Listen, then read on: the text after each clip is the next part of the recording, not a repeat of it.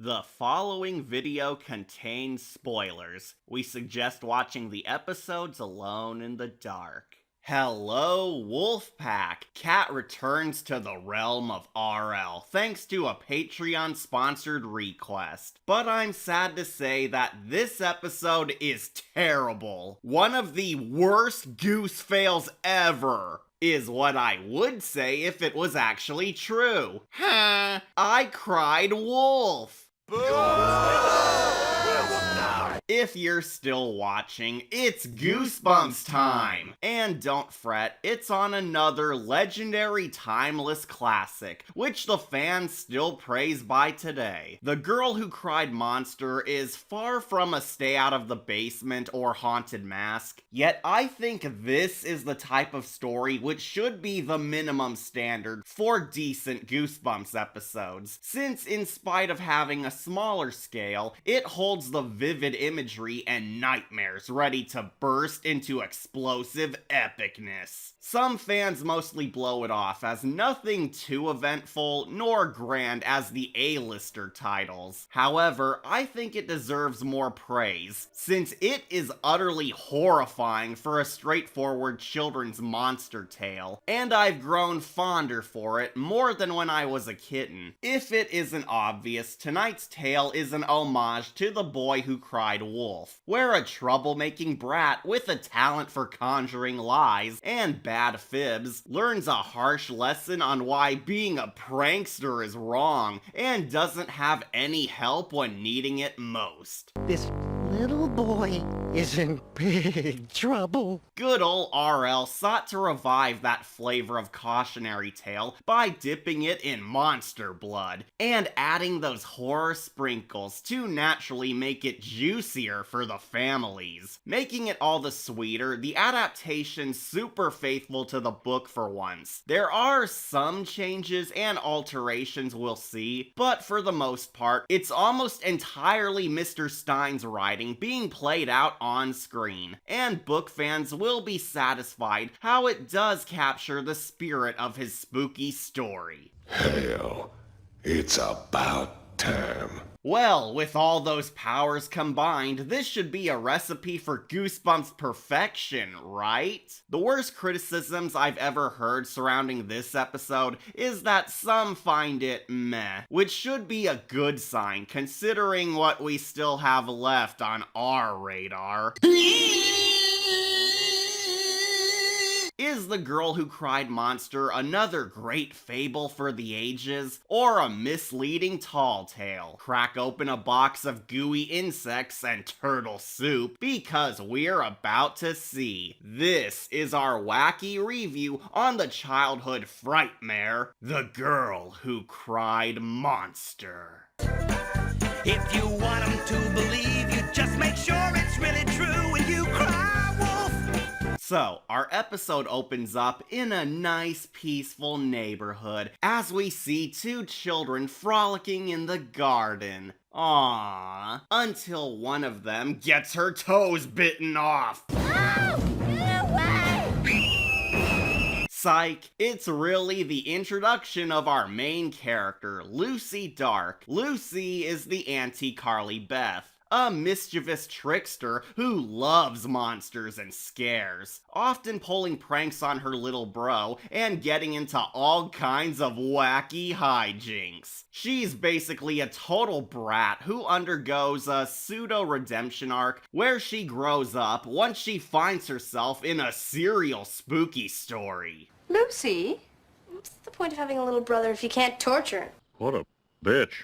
I think Lucy's an alright kid hero. She's not the most iconic, but also isn't quite lame or even forgettable as others. She's nowhere near Brian or Carly Beth, yet leagues above Evan Ross for sure. Her child acting's easily the best, and she begins the standard mold of Goosebumps protagonists who are typically brats, who learn not to be dicks, and bite off more than they can chew when they suffer suffer or get haunted until they learn a valuable lesson or die. A good concept, of course, but Lucy doesn't stand out until things get darker. We spend the first act setting up her daily routine and see why she needs her slice of humble pie. She even cracks wise at her local library, joking around with the ominous librarian, Mr. Mortman. If you're unfamiliar with the novel, Mr. Mortman has a slightly different personality. In the book, the librarian was a grossly overweight, eccentric, kooky oddball who always seemed drenched in sweat and got a little too close to people. Won't lie, Book Mortman honestly comes across as a child molester, which I'm 1000% certain was on purpose, since R.L.'s tales really knew what creeps out children the most are kooky strangers. One day my prince will come. The TV Mortman is far more standoffish, mysterious, and while professional on the surface, he snarks just as much as Lucy does. Wouldn't it be cool if they were real monsters? Well, I'm not so sure, Aaron. Most people like to be frightened in movies or stories. Not in real life. True, he doesn't have all the disgusting physical traits of his book counterpart, but I'm kind of glad they took the subtler approach over making him a turtle man. Am I not turtly enough for the Turtle Club? I genuinely like Mr. Mortman's actor and his style of playing the character, as he gets great moments to scare throughout the plot, but That comes later. for now, we set up more of Lucy's normal life before she feels the real dark. She's an everyday kid like us. She's snippy, she banters with her pal Aaron, and holds fangirl Tommy Jarvis love for monsters, which annoys Mr. Morty and even her closer loved ones. Haven't I asked you not to tell him monster stories? Even prior to meeting the monster, this episode wastes no time creating an eerie atmosphere, especially around the library. Mortman's book club is shot exactly like a creepy castle, and the simple cinematography they use to make a building unholy inserts a retro horror feel to this world. A darn shame the final boss level doesn't take place here, since it looks so sinister. Yet it does add more unsettling dread around Mr. Mortman himself. You ever notice anything weird about Mortman? Like his creepy, beady little eyes. And his sweaty little hands. When he gave me my book, it was so slimy I almost dropped it. But oh no, Lucy forgot her rollerblades at Castle Bug Skull, so she goes back for a pickup even after the pad closes shop. But she's about to get the fright of her life.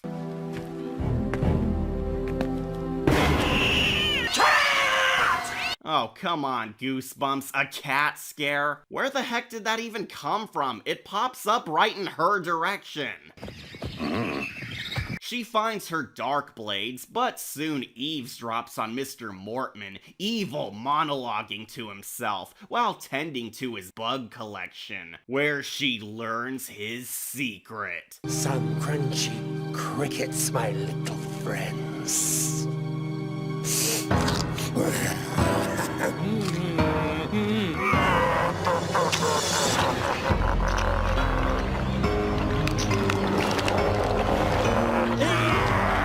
Yep, Mr. Mortman is on the Gwyneth Paltrow diet. Oh, and he's a monster, like Gwyneth Paltrow. The monster makeup and effects are super awesome, and to this day still look phenomenally real. Mortman is an insect-like creature who hides among humanity, and consumes lesser life forms to feed his sick tastes. And I think it goes without saying that the show totally thrives at bringing his scary form to life. The gross slime drenching him, the bulging bug eyes, the alien scales, the sick pulsating in his brain, and his feast of fear are all super effective. The sudden dark lighting in the place also enhances his horrific design, since his twisted lifestyle truly looks beyond disturbing in this view.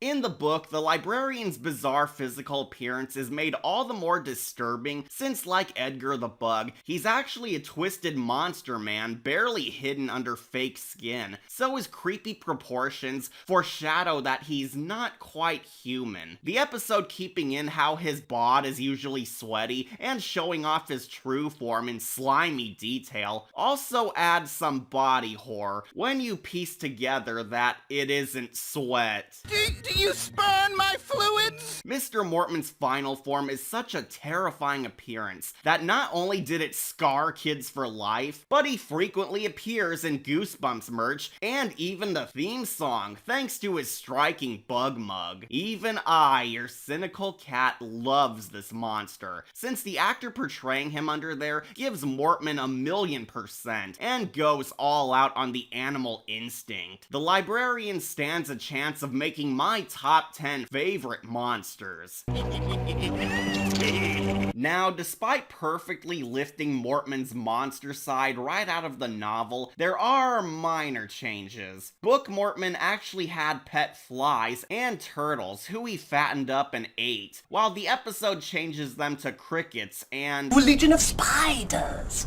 a tad disappointing since it was super sad that cute baby turtles were eaten alive by the demented madman. Tonight I dine on turtle soup. I can only assume the episode made this change since they thought it'd be creepier and grosser to see and hear bugs getting crunched under his jaws, since monsters would love devouring things just as sick as them.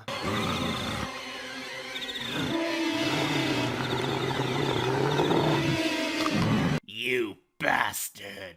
It's a small change, yet it does make for greater scariness in a scary story, if the imagery is as gnarly as the villain. So gnarly that it scares Lucy into running home to tell her folks, but of course, they don't believe her.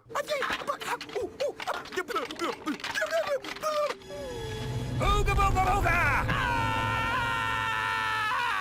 Well, if he's not going to do anything... And it's here where we get into the crying wolf plot. Lucy, who's a well-known Josh Ryan liar with a history of making up scary stories and pranks, needs to prove that her librarian is a real monster before it's too late. But none of her loved ones buy her sale. Ordinarily, I hate the useless adults and nobody believes the protagonist cliches, but to be fair, it actually plays a vital importance here, because it benefits the story. Lucy gets some very mild comeuppance since her mean girl history backfires on her and grants her adventure greater fear when she needs proof to back up her warnings. What makes this concept work here way better than the typical stories I hate is that it taps into the primal fear every child has. That there's a creepy stranger posing as a serious threat and the problem of nobody trusting you in a darkest hour when you need aid the most. This is why I thought Stine adding pedo layers to Book Mortman felt even creepier, since the episode is basically a stranger danger story where the victim has to cleverly find a way to win the battle themselves and face their phobia. It's truly a great horror story because it's all from a child's perspective, since these are common issues many kids dread. But throwing a supernatural monster into the mix naturally makes it all the more horrific. There's almost a clever metaphor there, since a guy who kids see every day secretly hides a monstrous side underneath, which adds to the stranger danger structure superbly. It's a simple story, but all the terror is generated from childhood fears, and treats the tired old cliches in a dead serious manner, because it's something we all fear. Think about that. Though ultimately the subjects don't get too uncomfortable, since reminder, Fox Kids show, so there's some levity here and there, such as the goofing around.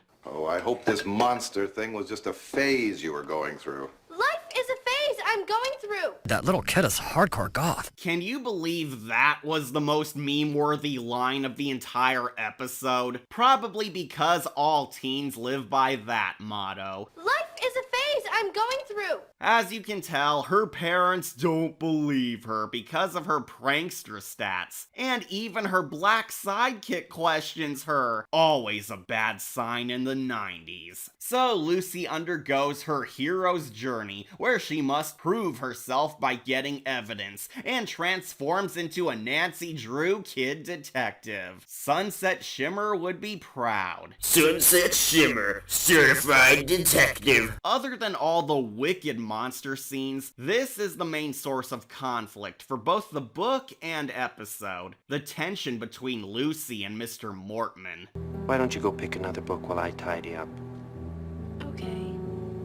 I'll see you tomorrow then. Yeah, right. See ya.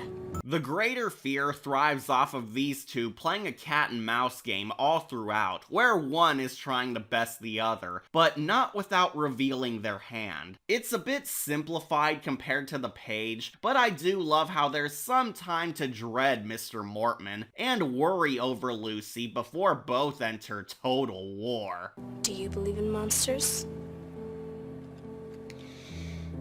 Perhaps we all have a little monster in us. Lucy gets her round 2, where Mortcell evolves again once he believes he's alone and eats Spiders. But just like in the book, Lucy stupidly left the camera flash on and gets spotted. Mortman discovers her and pursues, where we get a good old-fashioned Scooby-Doo chase. Scooby-Dooby-Doo, where are you? We got some work to do now. Scooby-Dooby-Doo, where are you? We need some help from you now. The chase scene is easily another great moment, barely beating the big twist, since it's so scary. What kid or adult wouldn't be terrified being stalked throughout a dark library? They made Resident Evil games exactly like this. I also have to acknowledge that the show's Mortman's persona change greatly adds to the horror. In the novel, the librarian came across as more pathetic and was trying to catch Lucy out of desperation to conceal his secret. But TV Mortman is openly sadistic, relishing in being a maniac monster, which I love because it amplifies his scariness even more when the monster man gets twisted joy out of killing her too. Rumor has that R.L. Stine originally drafted that Mortman ate people, and Lucy was supposed to uncover his dark side when she witnesses him devouring kids. But the editors rejected it, as it seemed too dark. We'd love to, really, but the Fox censors won't allow it. Tragic how Goosebumps couldn't go haunting hour level of grim, yet I do think the episode strongly implies that Mortman has killed people, since his psycho persona does enough to ensure you fear him. Keep running, little one. I love fast food. Just as she's cornered, she uses the Dimitri method of escape. Vampire savior my litter box. It's a radical narrow escape. Unfortunately, this puts a target on her back, as now Mortman knows. I got my proof. You're forgetting something, Lucy. Your library card has your address on it. Mortman knows where you live. So what? He could be on his way to your house this minute. That's not funny, Aaron. It's gonna take more than a Lucy kick to stop that bugger. The second half of the episode is a low-key yet super unnerving chess match between Lucy and Mr. Mortman trying to darkstalk the other, where, much to my shock, the show succeeds at a metric ton of subtle scares, as Lucy tries her damnedest to expose him, even as Mr. Mortman keeps watch over her. Mom? Is Dad still cleaning his rifle? It's pretty faithful to the source material, as Stine introduces kids to a more Hitchcock style of suspense, with the dueling characters having all the knowledge they need, but trying to outmaneuver the other in a standoff. Though, if you're a book fan, some scenes did end up deleted. Almost all of Lucy and Aaron's interactions got downsized in order to focus more on the conflict. Aaron's role as a witness backing up his pal morale is gone, some minor side characters are omitted, and some of the tense scenes between Lucy and Mr. Mortman got removed or condensed. One book scene I'm sad to see go is when the kids trail Mortman to his house and try to get evidence from inside, since I think the show missed an opportunity for some great horror, like a Rear Window shout out. I understand we only have a half hour, but I just complain since I think the episode misses out on the helplessness Lucy feels when nobody trusts her, or the paranoia of how Mr. Mortman could be lurking within the dark, waiting to pounce. Most of the scenes were altered for a straightforward plot, yet I want more of that fun. But I guess I shouldn't complain too much, since I swear there's a totally pointless chapter dedicated to a frickin' frisbee that went on for an eternity. So some cuts are understandable. It's time you got what's coming to you. Your frisbee. However, the show absolutely atones for it thanks to the great acting from Mr. Mortman. As I said, the librarian had his persona revamped for the show, and the actor makes him way more menacing and creepier than his book counterpart, as he subtly hunts Lucy down, never acts direct with her, and not only seeks to stop her from exposing his secret, but seems as if he's getting some sick thrills, like a spider entrapping a fly in his web. I look forward to our next little chat. You ever seen a grown man naked? Believe it or not, Book Mortman's reasons for coming after Lucy were slightly simpler. He fears that she's going to reveal his secret since he wants to remain in hiding from the world, and him pursuing her is out of necessity, since he can't take the chance that she won't cross him, yet he's much more apologetic over it because it's a last resort. This actually caused Goose fans to sympathize with him, because they interpret Mortman as a victim in his own way. What? Yeah, apparently Mr. Mortman was the OG Draco in leather pants in some circles. I can definitely see where monster sympathizers come from, since Book Mortman is given more time to flesh out. But I mean, the guy ain't exactly a saint either, as RL clearly intended him to be pure evil, with his children devouring idea, killing small animals, chasing little girls, and crossing a few lines himself. Fans still debate if Book Mortman is a true monster or not, as there is enough room to argue both sides. We're monsters, but we're not monsters. Luckily, the TV version fixes this, as he makes it loud and clear that he loves being bad, and not only is he trying to hide his secret, but Mortman also creepily enjoys the idea of offing Lucy. Finally getting revenge on all those negative reviews. TV Mortman is truly terrifying, even without the monster form. The guy playing him just owns the role, and makes this Saturday morning cartoon villain look more like an unsettling predator. Expect nothing but the best from the dude who played Visser 3. Once again, Lucy begs her parents for help, but they still don't believe, yet do give her a ride to the photo hunt to print her proof. Too bad they had to wait in line behind these dummies. After screwing around, surprise, she bumps into Mortman, keeping watch over her. And making matters worse, he dupes the Dark family into inviting him over for dinner. Why don't you come over for dinner tomorrow night? Lucy's been talking a great deal about you. It'd be nice to get to know you better. Well, that would be lovely. Thank you. It's been so long since I've had a home-cooked meal. You didn't miss much. Honeydew is the money melon. Oh man, as a kid, this scene was always creepy, since you think Mr. Mortman is gonna win. But little do we know, Goosebumps is cooking up something hot. Lucy shows that Mr. Mortman's invisible on her photos, which I guess the Devora people share with the vampires, yet the parents still invite him over. The fact that he's not in this picture proves it. I don't care if he's a drooling werewolf. He's coming for dinner. Notice how her parents never say they refuse her proof. Clever foreshadowing. the old bug-stirred Mortman arrives, but just when we think he's webbed his prey, we get our twist ending. What's for dinner? Well, it was going to be a surprise, but... You are. Excuse me? I thought you said... That's right. You. The Dark family are monsters too, and the parents devised this trap for Mr. Mortman. Decoys, Lois! Decoys! The Darks are really snake people, and they brutally ensnare and eat the fat boy like the last piece of pizza. We don't see too much, but it's shot in a super intense way, and Mortman's death is played gruesomely. We even catch glimpses of the snake folk. Ever wanted to see Jake the Snake's face reveal?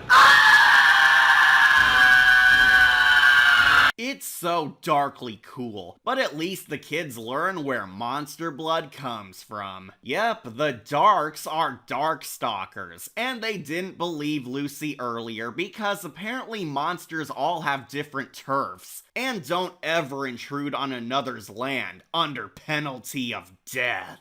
I mean, don't you know the Darkstalker rules? Each monster has their own domain. Come on, you kids need more R-rated fun. The fate of the universe will be decided as it should be. Immortal Combat. Mr. Mortman was just the first monster in years to break that rule, since he thought he was the Pumpkin King in this turf. But the parents realized Lucy was right and crushed his rebellion nick of time. Mr. Mortman's the first monster to come around in 20 years. Besides us. The Darks are all Serpent Kings, even the kids, which is a pretty decent twist, but the episode does somewhat cheapen it. You can never, ever let anyone know that we are monsters. We know that. Wait, you knew? What the heck do you mean you knew? This small line seems to suggest that the Dark kids were aware of their monster heritage all along, which makes you kind of question why Lucy was so afraid of Mr. Mortman the entire time, when her monster parents could have easily killed him any sec. I never said I wasn't a drama queen. While I do like this surprise, I kind of prefer the kids not knowing they were monsters too, until the end, since it raises so many questions, and makes rewatches a tad weird, since they had powers beyond Mortman's. It's just super confusing, and really takes away from the fear of helplessness, which the plot was doing so well at. It merely requires better clarification. But that's the end of that infestation. The Darks won, everyone's safe, the kids will grow up into King Hiss's army, and they remain happy. But uh-oh, the Cuddy Black Sow spies on them, only to reveal it's just Aaron disguised for some reason. Huh? What the heck kind of kid dresses in monster masks and lurks around people's houses at night? Niggers! The book's ending closes out on the reveal that the Darks are monsters and have the talk with the kids. But the episode aims for a dark comedy style, so we get a wacky sitcom finale. What's for dessert? Well, it was going to be a surprise, but since you asked... You like cherry pie?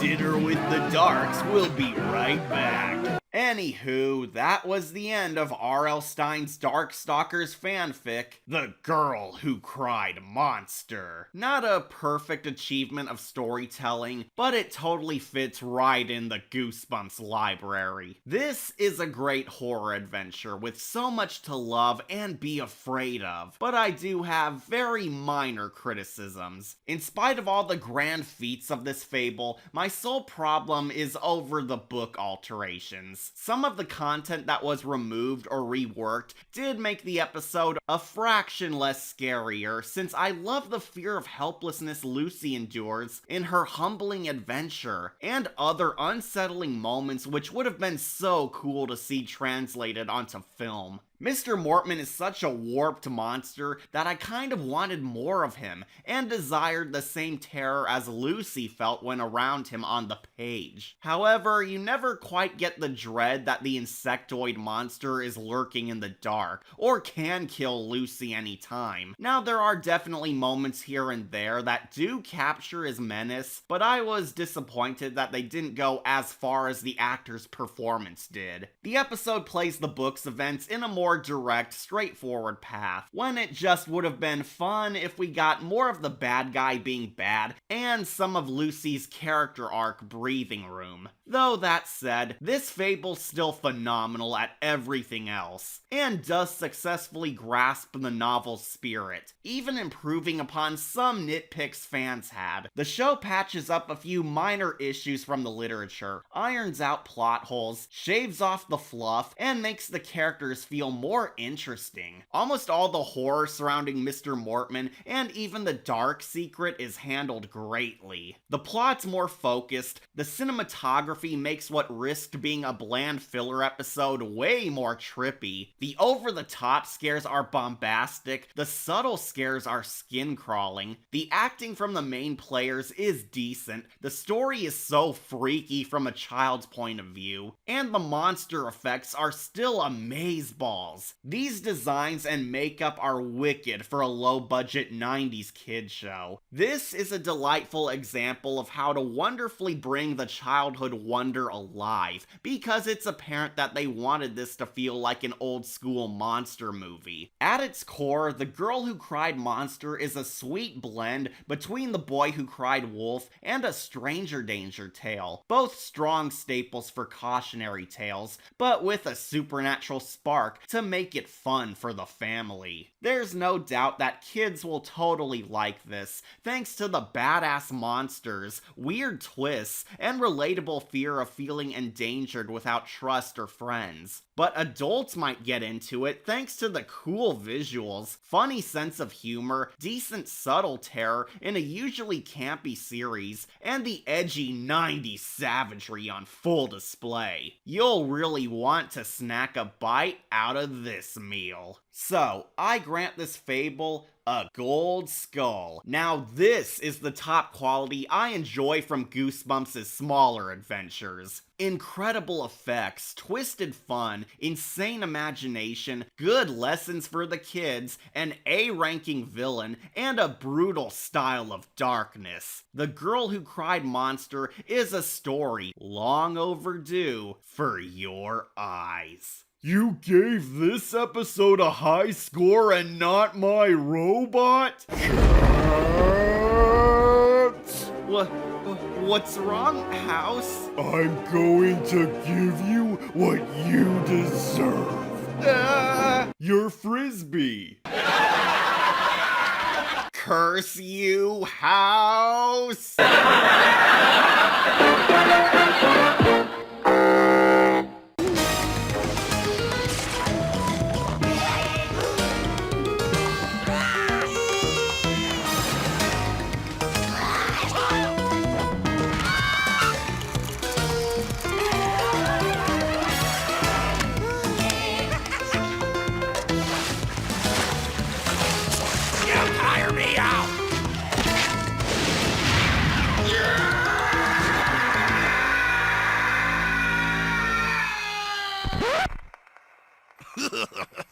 Life is a phase I'm going through.